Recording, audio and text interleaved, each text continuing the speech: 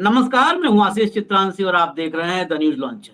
मध्य प्रदेश में मोहन यादव के राज में अब अति हो गई है। डीएम सही कि विधायक सही, ये फैसला लगता है अब दिल्ली वालों को करना पड़ेगा। हालांकि दिल्ली वाले ही मध्य प्रदेश चला रहे हैं, ऐसा लोग भोपाल में बता रहे हैं कि दिल्ली वाले ही मध्य प्रदेश चला रहे हैं। मोहन यादव तो सिर्फ रबर स्टाम्प है। रबर स्टाम्प के रूप में उज्जैन से इंदौर तक जितना खेल कर ले रहे हैं वही उनके लिए बहुत है। पूरा परिवार उसी में व्यस्त है, भाई से लेकर भतीजे सब उसी में व्यस्त है। उसकी झलक हमने आपको दिखाई दी थी। एक बार एक दारू वाला पकड़ा गया तो बताया कि जी सब तो मोहन यादव के घर से ही चल रहा है, संचालित हो रहा है। वो क्लिप भी आपने देखी थी।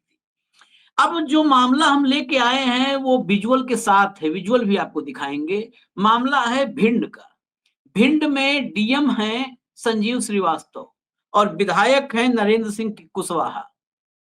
डीएम के गेट पर खड़े होकर के नरेंद्र सिंह कुशवाहा ने गाली गलौज की डीएम के साथ। डीएम पर हाथ उठाया, घूसा, बस पड़ा नहीं चेहरे पर, क्योंकि डीएम की सिक्योरिटी ने बीच में हाथ लगा दिया।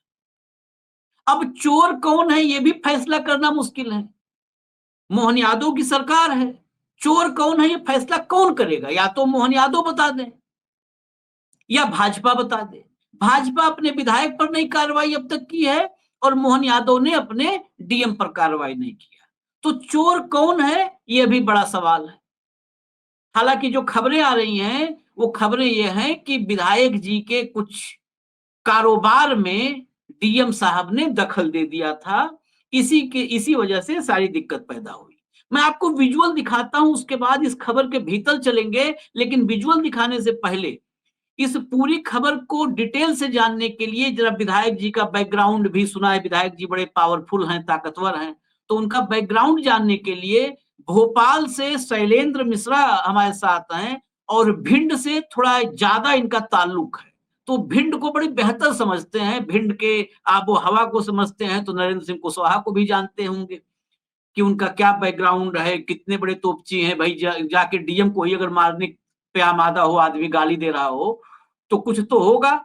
और कई लोग तो सरकार हो जब में होते हैं तो वैसे ही शेर हो जाते हैं, लकड़बग्घा हो जाते हैं। खैर, मैं पहले विजुअल दिखाता हूं, तब समझने की कोशिश करेंगे जरा शैलेंद्र से। विजुअल दिखाइए भैया, प्ले कर दीजिए और ऑडियो खोल दीजिएगा, जनता सुनिए।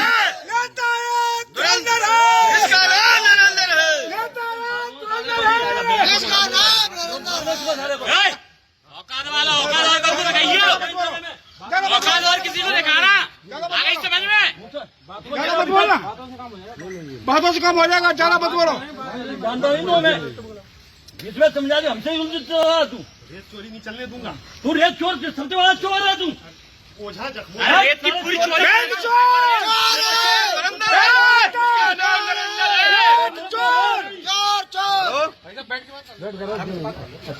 खून पी लिया, आगे जल्दी तुम आए। प्राइवेट आदमी तो चोरी करा रहा है। भेज दिया उसने, आया सरेआम वसूली कर रहा है। नहीं सही, तुम संघर्ष करो, हम तुम्हारे साथ हैं। तुम संघर्ष करो, हम तुम्हारे साथ हैं।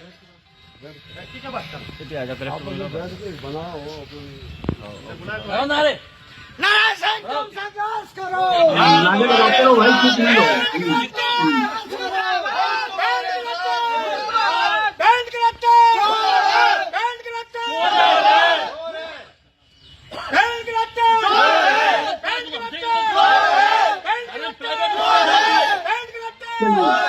अब हटा दीजिए गेट, हम लोग गाली गलौज चल रही है, गाली गलौज चल रही है, गेट बंद करने की कोशिश है, हटा दीजिए।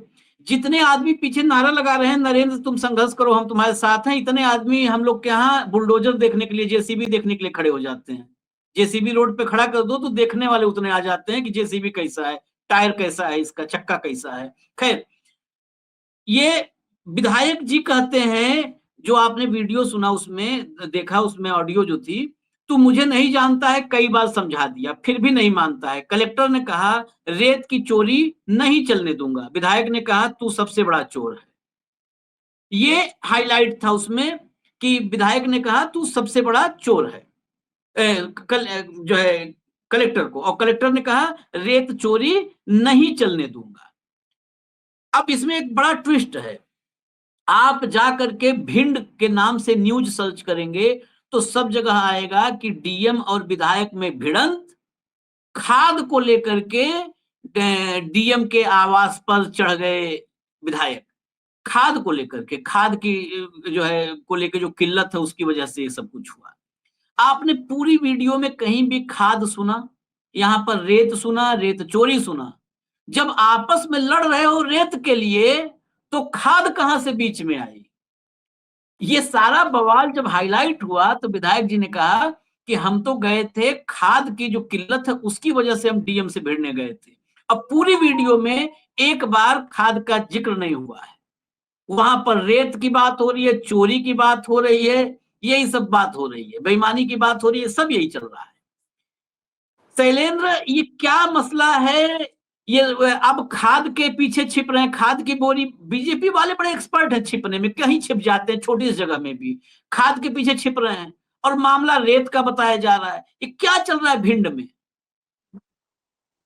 देखिए आशीष जी, एक बहुत दुर्भाग्यपूर्ण घटना का वीडियो आज जो वायरल हो रहा है, जो आपने भी अपने टीवी स्क्रीन पे भी चलाया, और जिस प्रकार से भिंड एमएलए नरेंद्र सिंह कुशवाहा ने अपना आपा खोया और भिंड कलेक्टर संजीव श्रीवास्तव को वो मारने के लिए दौड़े हैं, जैसा वीडियो में हम सब देख रहे हैं, ये सर्वप्रथम तो बहुत ही दुखद घटना, मेरे ख्याल से मैंने पिछले एक दशक में ऐसी कोई घटना नहीं देखी जिसमें तूतू मैमे का स्तर जो है वो इस तरीके से आगे पहुंच गया है। क्योंकि अब चंबल का मामला है और चंबल में थोड़ा खून जरूर गर्म होता है, ये बात सही है, लेकिन एक जनप्रतिनिधि को या एक आईएएस अधिकारी को अपना आपा नहीं खोना चाहिए और अपनी खुद की जो सेल्फ डिसिप्लिन होता है उसका पालन करना चाहिए।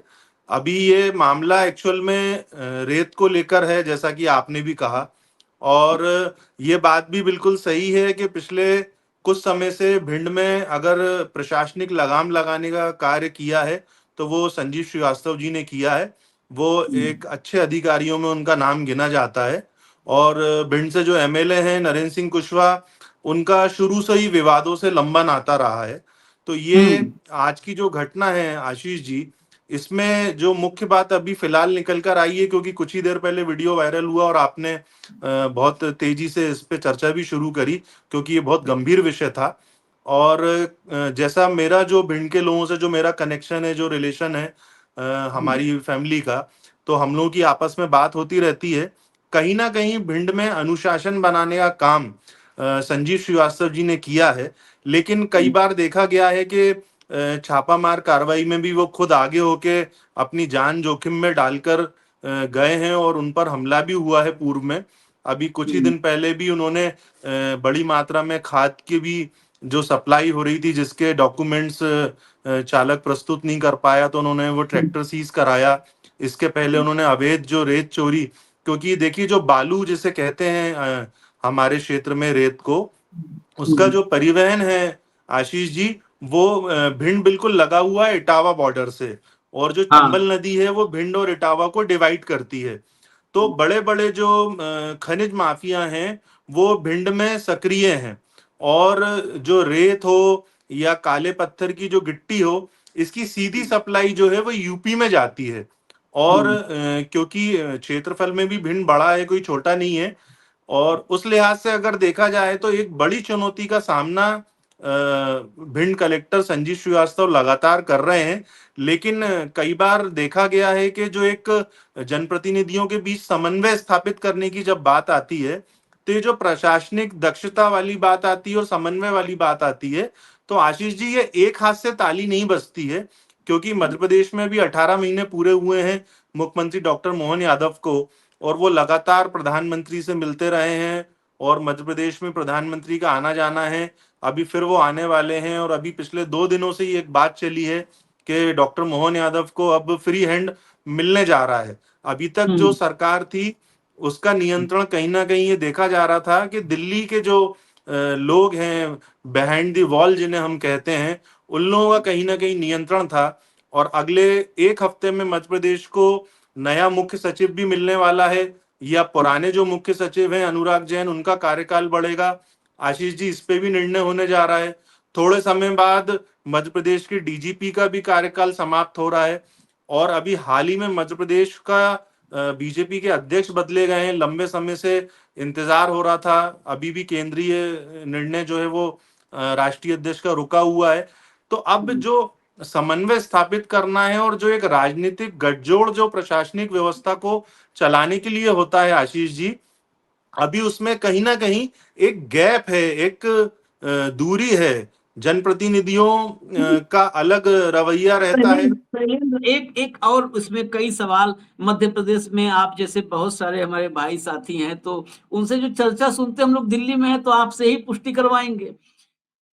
सुनने में आता है कि मोहन यादव उज्जैन से लेके इंदौर तक छाए हुए हैं। अब कैसे कैसे छाए हैं वो तो आप बेहतर जानोगे, पूरा छाए हुए हैं क्योंकि मुख्यमंत्री हैं। तो कम से कम अगर कुछ भी हो, रबर स्टाम्प भी सही, तो उज्जैन इंदौर इन जगहों पे तो उनके मन मुताबिक अफसर है ही हैं।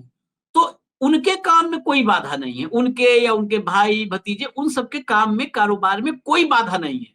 वो चाहे जो करें, वो चाहे दारू वाला मसला हो, चाहे जो मसला हो, या जमीन का मसला हो। जब बहुत चर्चा है दारू और जमीन, ये चर्चा दिल्ली तक आ रही है। अब वो चर्चा हो सकता है जो लोग ला रहे हैं वो झूठे हों, मोहन यादव को ना पसंद करते हो, लेकिन जो चर्चा आ रही है मैं वही आपसे समझना चाह रहा हूँ कि दारू जमीन दो चर्चाएं आ रही हैं, और अफसर इंदौर से लेकर उज्जैन तक उठ के पसंद के आ रहे हैं। तो ये लोग कह रहे हैं कि ये विधायकों की भी क्या गलती है। विधायक सब अकेले में कहते हैं घर में कि खाली मुख्यमंत्री ही थोड़ो छापेंगे, हम भी छापेंगे। तो ये छपाई की लड़ाई चल रही है क्या? देखिए, आप जो कह रहे हैं ऐसी राजनीतिक हलकों में और जो बिहाइंड दी वॉल्स जो चर्चाएं होती हैं, आप और हम सब जब पत्रकार भी बैठते हैं और सबका एक अपना अपना इंफॉर्मेशन का नेटवर्क होता है, तो कहीं ना कहीं पर्दे के पीछे इस प्रकार की चर्चाएं भी हावी हैं। लेकिन इसमें इस मामले में आशीष जी अगर हम बात करें, तो जो तकनीकी रूप से जो मुझे लगता है कि देखिए, मोहन यादव जी की जिम्मेदारी इसलिए बनती है क्योंकि वो प्रदेश के मुखिया हैं। 1.5 वर्ष बहुत होता है। एक विद्यार्थी को भी केवल 1 वर्ष में 10 महीने मिलते हैं, जिसमें वो अपने स्कूल की पढ़ाई भी करता है, क्लास की, कॉलेज की, और एग्जाम देता है। और मोहन यादव जी भी परिपक्व नेता है मेरी नजर में। वो कोई नए नवेले नेता नहीं है, लंबे समय से छात्र राजनीति से वो किसी न किसी माध्यम से राजनीति में जुड़े हुए हैं, और 18 महीने का वक्त बड़ा होता है। अब ये उनके लिए बहुत बड़ी चुनौती है, अगर वो सत्ता, संगठन और प्रशासनिक व्यवस्था का समन्वय सही तरीके से कर पा रहे हैं या नहीं कर पा रहे हैं, ये उनको जरूर देखना होगा। क्योंकि आज अव्यवस्था जो नजर आ रही है आज, कहीं ना कहीं आशीष जी, ये मध्य प्रदेश को कलंकित करने वाली घटना है, मध्य प्रदेश की बदनामी करने वाली घटना है। ऐसा हमने पहले कभी नहीं देखा। मैंने एटलीस्ट अपनी 16-17 साल के जर्नलिज्म में मैंने नहीं देखा कि कोई विधायक किसी आईएएस अधिकारी को मारने के लिए दौड़ा, या कोई आईएएस अधिकारी भी उन्होंने क्या, उनका आज जो भी स्वभाव रहा है, हालांकि वो थोड़े से गुस्सेल प्रवृत्ति के हैं, लेकिन वो अब लोगों की बात भी सुनते हैं, पब्लिक में भी रहते हैं। और आखिर ऐसा क्या हुआ है, ऐसा कौन सा आर्थिक नुकसान जो है वो राजनीतिक लोगों को आशीष जी हो रहा है, ये बहुत गौर करने वाली बात है। देखिए, मध्य प्रदेश में 8 करोड़ की आबादी है जिस हिसाब से बताया जाता है, और ये देश का हृदय स्थल है।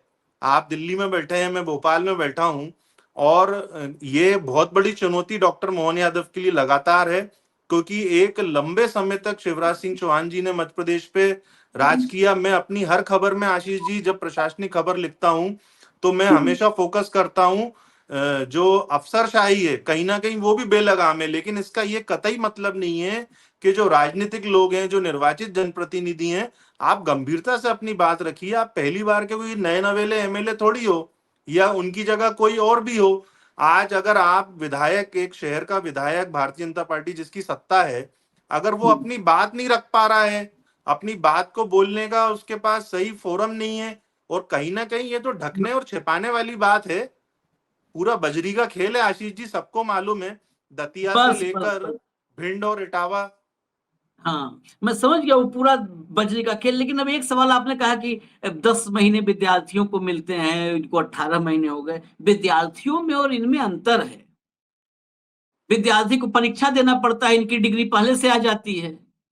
तो बहुत फर्क है, विद्यार्थी को परीक्षा देना है, मार्कशीट आएगी, डिग्री आएगी। यहाँ डिग्री पहले आ जाएगी, डिग्री बताई दिखाई नहीं जाएगी, बहुत सारी चीजें चल रही हैं आजकल अमृत काल में। खैर, मैं एक सवाल आखिरी लूंगा कि विधानसभा में अभी हाल में ही खबर हम लोगों ने देखी कि विधानसभा में दर्जन भर से ज्यादा विधायक अपनी ही सरकार के ऊपर हमलावर थे, अपनी सरकार के खिलाफ खड़े हो गए थे। वो भी खबर आई। हम दिल्ली में जब बैठ के देख लिए तो भोपाल में तो खूब ही चर्चा हुई होगी। आखिर मोहन यादव से विधायक क्यों नाराज है? और हम विपक्ष की बात ही नहीं कर रहे हैं, विपक्ष को छोड़ दीजिए, विपक्ष तो नकारा है, जो भी आप कह लें। सत्ता पक्ष के भाजपा के विधायक अपने मुख्यमंत्री, अपनी सरकार के खिलाफ, मैं सिर्फ नरेंद्र सिंह कुशवाहा की बात नहीं कर रहा हूं। कुशवाहा तो उसमें एक जो है कहते ना कि कोड़ में खाज का काम, कि अभी तक विवाद चल ही रहा था, इन्होंने उसको वीडियो ऐसा आ गया कि एक्सपोज कर दिया। वीडियो जहां जहां जाएगा सब कहेंगे कि भैया कुछ तो गड़बड़ है मुख्यमंत्री और विधायकों में। नहीं तो मुख्यमंत्री के नियुक्त अफसर को विधायक क्यों जाएगा मुक्का मारने और हाथ उठाने? वो बात करेगा उससे। तो ये क्या ऐसा मामला है कि मोहन यादव और भाजपा के विधायकों के बीच कहीं दरार सी नजर आ रही है? और मैंने तो सुना है ये दरार सिर्फ सामान्य विधायकों में नहीं है, ये उन लोगों में है जो भाजपा के महासचिव रह चुके हैं। सुनने में तो यहां तक आता है कि कैलाश विजयवर्गीय और मोहन यादव के बीच भी कुछ रेखा खींची हुई है। तो ये क्या मामला है? आखिर मोहन यादव से क्यों लोग नहीं खुश हैं? देखिए आशीष जी, बिल्कुल आपका प्रश्न जो है वो एकदम जायज है, और आपने जो बातें कही हैं वो भी एक हद तक सही हैं। पिछले कुछ समय में हमने देखा कि, मैं तो नाम लेता हूं, कैलाश विजयवर्गीय जी बहुत सीनियर लीडर हैं भारतीय जनता पार्टी के, और स्वर्गीय प्रमोद महाजन की अगर जगह भरने का किसी ने भारतीय जनता पार्टी में काम करा एक वक्त पे, पर्टिकुलर टेन्योर पे, तो वो कहीं ना कहीं कैलाश जी ने किया। बीच में कुछ उनके भी अनबन की कुछ बातें सामने आई थी, और हम लोगों ने भी महसूस किया कि कैलाश जी ने खुद को कहीं ना कहीं थोड़ा पीछे किया है। जिस प्रकार से शुरुआती दौर में सरकार जब बनी थी, उनकी जो एक्टिवनेस थी और जिस प्रकार से वो सक्रिय हुए थे, सक्रिय अभी भी हैं, लेकिन कहीं ना कहीं उन्होंने एक जिसे कहते हैं ना, डिस्टेंस थोड़ा सा उन्होंने कहीं ना कहीं मेंटेन किया है। और जबकि कैलाश विजयवर्गीय एक ऐसे व्यक्ति हैं मध्य प्रदेश भाजपा में, वो यदि चाहें और खुद डॉक्टर मोहन यादव जी अगर उनकी खुल के मदद लें, तो वो कहीं ना कहीं वो बहुत मजबूत कंधों के रूप में पूरे मध्य प्रदेश को लेके चल सकते हैं। लेकिन जिस प्रकार से मध्य प्रदेश में जो निर्णय भारतीय जनता पार्टी ने किया और डॉक्टर मोहन यादव को जो जिम्मेदारी मध्य प्रदेश को संभालने की दी है, आशीष जी आपकी बात में बात जोड़ूंगा, कोशिश करूंगा कम समय में खत्म करूं।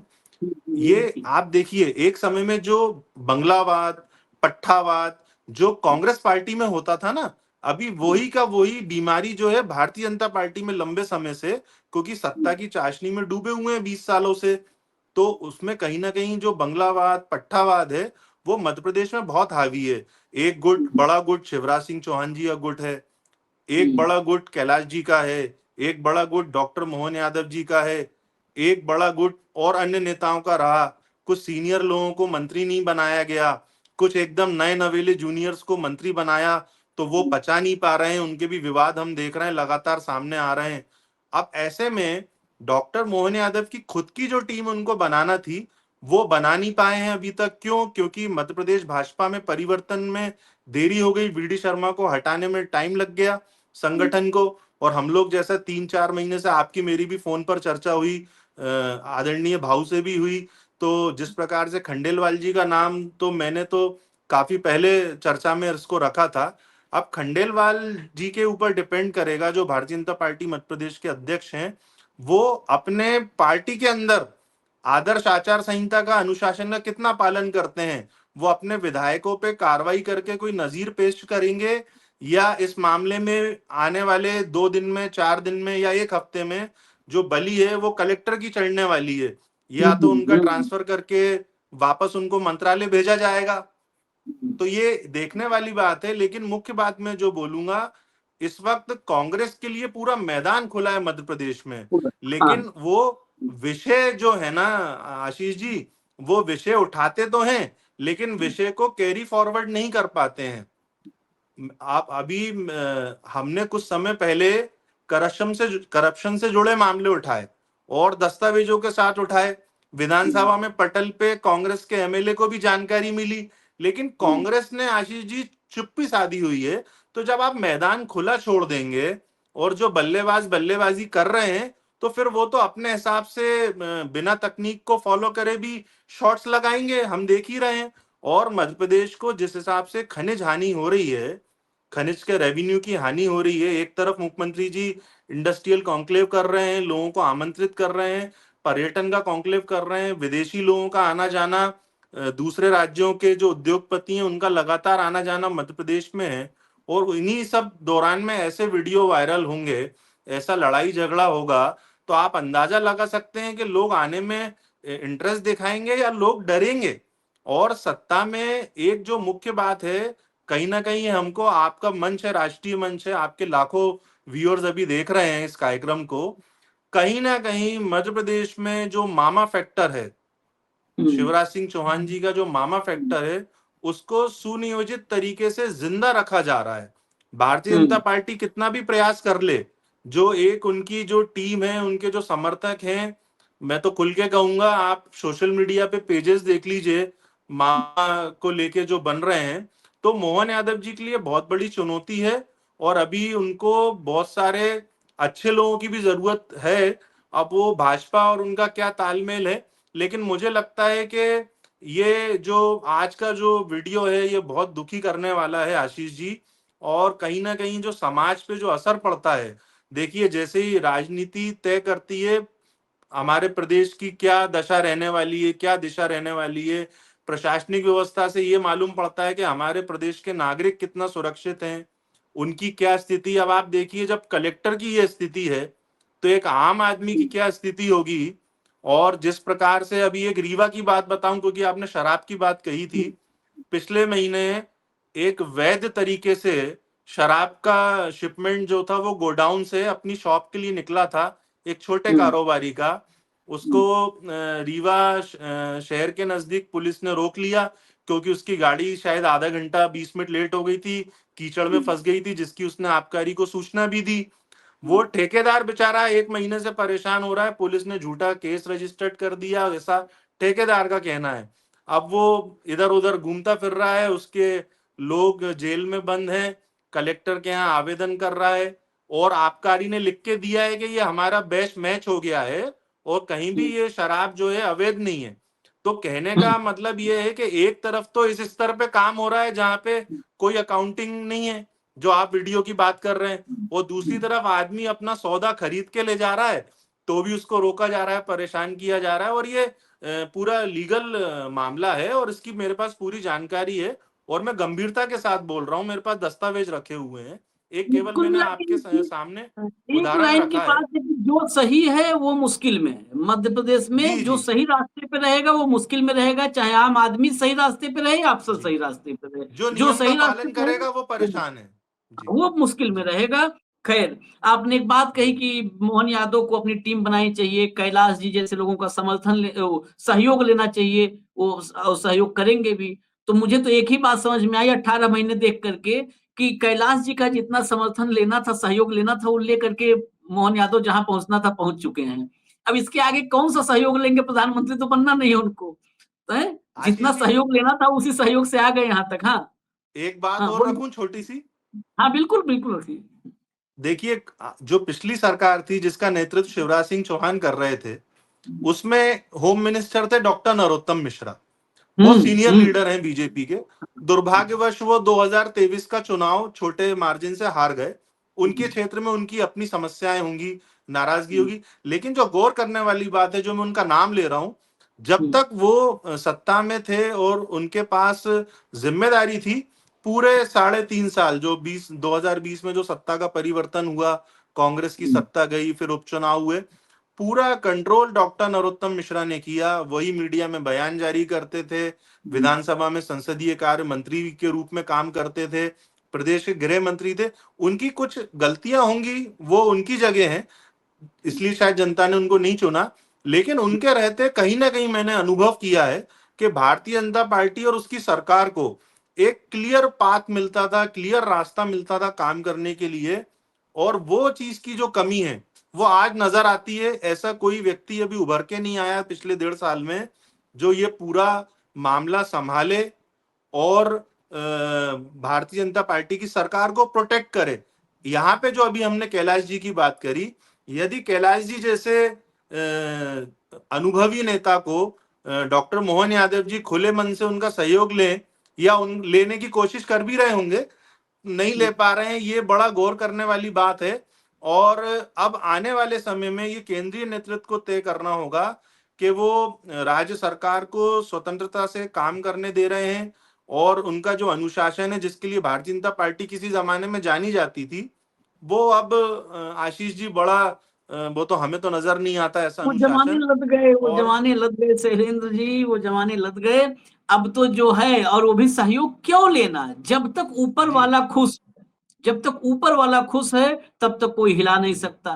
कोई डीएम को जी पकड़ ले, कोई डीएम पे हाथ उठा दे, कोई विधायक को लपेट दे, विधानसभा में हंगामा कर दे, होना कुछ नहीं है, ऊपर वाला नहीं, खुश ये होना तो चाहिए। आशीष जी बैठे बैठे प्रशासनिक जो ग्रुप है, जो ब्यूरोक्रेसी का जो ग्रुप है, उनको तो ये एक नया पैतरा मिल जाएगा आगे के लिए। उनकी जो गलतियां हैं वो इस मामले से दब जाएंगी, ये भी गौर करने वाली बात है। जब जब मुखिया अयोग्य होगा या इतना बारीक पैनी नजर उसकी नहीं होगी तो हालात ऐसे ही होंगे। अब ऐसे राज्यों में अभी देखिए आप, अभी खेल में तो अगर मोहन यादव के लिए भी एक बात कह दे रहा हूं कि बस शुक्र मनाए कि भाजपा का राष्ट्रीय अध्यक्ष संघ की मर्जी का न बने, इतना शुक्र जिसकी मनाए। संभावनाएं बहुत ज्यादा है। इसी कामना करें, ये चाहे जी मोहन यादव हैं, चाहे भजन लाल शर्मा हैं, ये लोग इसकी कामना करें कि जो है संघ के मर्जी का भाजपा अध्यक्ष न बने, मतलब संघ के हाथ में संगठन की कमान न जाए भाजपा की, बस इसकी कामना करें। फिलहाल हमें इजाजत जी दीजिए, लेकिन मध्य प्रदेश में भाजपा के भीतर हर स्टेट में बेसिकली मीडिया, जो बड़ी वाली मीडिया है, हम लोग तो छोटे पत्रकार हैं, वो भाजपा के भीतर के उथल पुथल को, बवाल को दिखाते नहीं है। भाजपा में हर राज्य में, बंगाल में, उत्तर प्रदेश में, मध्य प्रदेश में, हर राज्य में भयंकर भूचाल है और बवाल है। और मध्य प्रदेश इंटरनल जो आंतरिक बवाल के मामले में लीड कर रहा है। तो अभी मोहन यादव की अगुवाई में मध्य प्रदेश भाजपा झंझावातों से घिरी हुई है और लीड कर रही है इस मामले में, तो इसके लिए मोहन यादव को मुबारकबाद। धन्यवाद, धन्यवाद शैलेंद्र जी, बहुत बहुत धन्यवाद। नमस्कार।